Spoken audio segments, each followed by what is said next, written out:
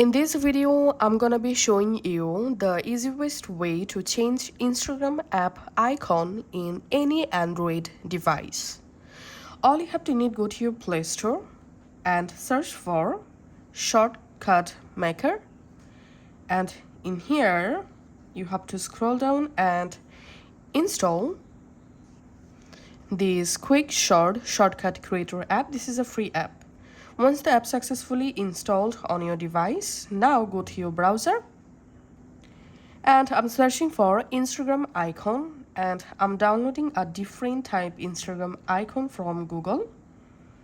For example, this black icon.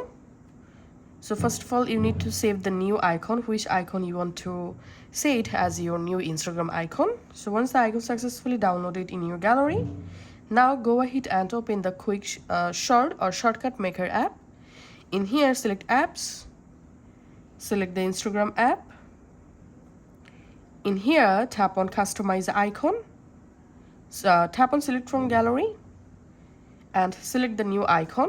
And you can just go ahead and crop the new icon from here just like this.